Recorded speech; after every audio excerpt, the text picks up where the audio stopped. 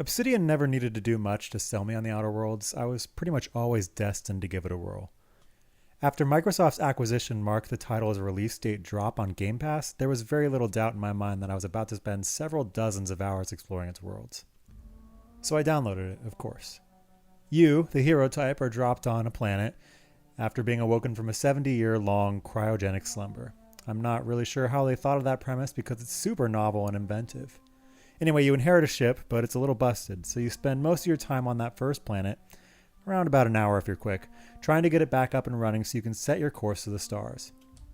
This portion of the game is an incredible journey. The world design is vibrant and beautiful and seems to be teeming with life. The cities and encampments that you encounter have a rich offering and interesting NPCs and side quests, and it won't be too long until you're faced with a huge decision that feels refreshing and weighty, especially after the linearity of a game like Fallout 4. After making that decision, you're able to fix your ship and get a move on. And that moment, when you're taking off from the first planet, ready to get to the second location, is the best feeling you'll have when playing this game. It is the absolute peak. Because after that, the game starts to break down, or at least it did for me. All told, I'm about 15 hours in now, and I've been feeling the same gameplay loop for the entirety of the game. You continue on to other planets and space stations, and you keep on doing the same old RPG routine, which by itself isn't a bad thing. I love that shit. What I don't love, and what I really started to notice around this point, is that the world around the quest lines, you might call it the outer worlds even, are severely lacking and highly predictable. I've drawn this very basic flowchart for what you should expect every fight to look like. If you travel the roads, you'll be hit with the same encounter every 200 meters or so, a couple of marauders and a marauder leader. For some variety, they may even have a tamed canid, a dog, with them. If you're traveling off the roads, you'll instead be treated to usually one of two monsters, the raptor thing or the mantisaurs. They'll come in a group of 3 or 4, just like the humanoids. Maybe as I progress to more and more planets, there will be additional monsters to fight, but it's just another variable being thrown in, and overall, the gameplay is largely unchanged no matter which monster you throw in. And while you're fighting, if you plan on utilizing your companion's abilities, you better be ready to hear the same catchphrases and watch the same mini cutscene over and over again. I'm really not sure how this made it through playtesting, but I'm already so tired of hearing Nyoko do her usual scream every time I enable it. And I don't know whether it's a blessing or not that the cooldowns on them are so short. I'm trying to get an achievement right now to finish off 50 enemies with these companion abilities. And yeah, it's nice that I can usually get 2 off every single battle. But that means that in every battle there's about 10 seconds of having to listen to Nyoko scream or say to shreds you say. It's just too much. The game is so devoid of anything extraneously worthwhile that there were multiple times when I'd be on the road and I'd see some empty space to my left and I'd just think, why would I ever go over there? There's nothing on the map. It looks empty from what I can see. Thus far, when I've traveled to the outer reaches, like that place, I haven't been rewarded, so why would I ever make the effort to see the world that has been designed? So I don't. Maybe that's a good thing, but it just seems like a wasted effort, or someplace where more care could have been given. Sometimes, kind of rarely, when you're on the outside of the major cities, you'll come across settlements with anywhere from a handful to a dozen buildings. Initially, I looked forward to seeing these on my map because it indicated to me, at least in a general sense, that there will be some things to do there, people to talk to, and quests to retrieve in those locations. Unfortunately, that's just not the case. 90% of all those buildings are blocked off, you can't go in them, and on almost no occasion thus far have I found anything but a few monsters inhabiting those areas. So those are some huge issues with fighting and exploration all rolled into one. Let's move on to loot. Loot is hugely important in this style of game, and after, let's just call it many hours spent grabbing adhesive and aluminum in Fallout 4, I'm really just kind of shocked by how little depth there is with the Outer Worlds items.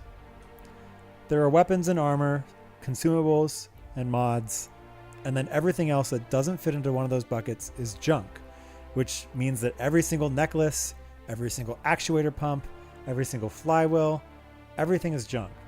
The only use for junk is for it to be sold. I don't mind having junk in the inventory, but I wish we could use it for some other purpose. I know a lot of people didn't like the base building stuff that Fallout 4 forced upon us, but the weapon crafting system was one that I personally enjoyed, and I think the Outer Worlds could really benefit from implementing some kind of value into the random junk items you find in the wild. There's no intrigue at all when you're picking shit up, just to hold on to it until your next vending machine to collect your profit. And it wouldn't be so bad if the rest of the items in the game weren't also so shallow, but there are so few weapons, and the very broad classifications of ammo, I think there's only light, heavy, and energy, mean you'll basically never have to not use the gun you want to use. Now, again, this might be a good thing for some, but considering every combat scenario is already a shot-for-shot clone of another one, it's just another hit to the potential variety this game could have. One unexpected consequence of poor loot is that I spent the entirety of the beginning of the game hoarding mag picks, the game's lockpick. As opposed to how they work in various Bethesda games, where one pick could open every door in the game if you never break it, mag picks are consumed to open the lock. I passed by so many containers that required 5 mag picks, thinking, I'll come back for this when I have a bunch. Even going so far as to mark their locations in a notes app on my phone. But now, not only do I not have a desire to go back for them, but I also never open any of the new ones I find while adventuring. Nothing in those crates could be worth it. Also, this is a short note, but it's extremely unsatisfying to run a high intellect hacker build, only to find that something like 90% of the computers in the world are just unlocked. And then everything else, the ones that aren't unlocked, are behind some ridiculously high skill check because it's obviously quest related and you just haven't gotten there yet. Cool.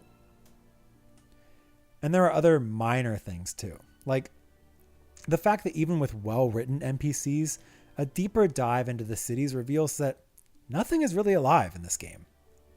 In, again, Fallout 4, for example, the NPCs have schedules and move around a little throughout the day. Now, it's never too hard to find them, but at least it feels like time in the game world is moving with you. In the Outer Worlds, Velma will stand in her shop right there and stare at the wall forever, and her employee will stand next to her looking at her. Nothing will ever stop that. And she's not an isolated case. If you just round the corner and go to Sanjar's office, he's standing there with Celia all the time, just right there, never moving. The world feels so static, and once you start to notice it, it's funny, but it's also just disappointing.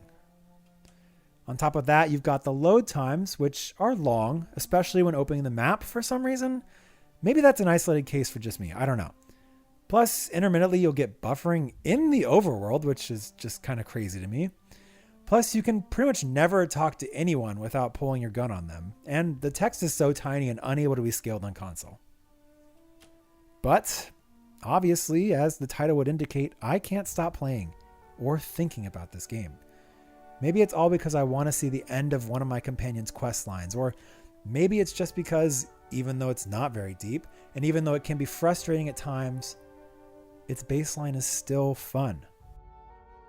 The gunplay isn't terrific, but it's fun. Slowing down time and shooting marauders in the dick, and then getting an achievement for it, that's pretty fun. The dialogue, the characters, and the branching quest lines are usually interesting and rewarding. I'll probably finish it. I'm 15 hours in. I feel like I'm about halfway through.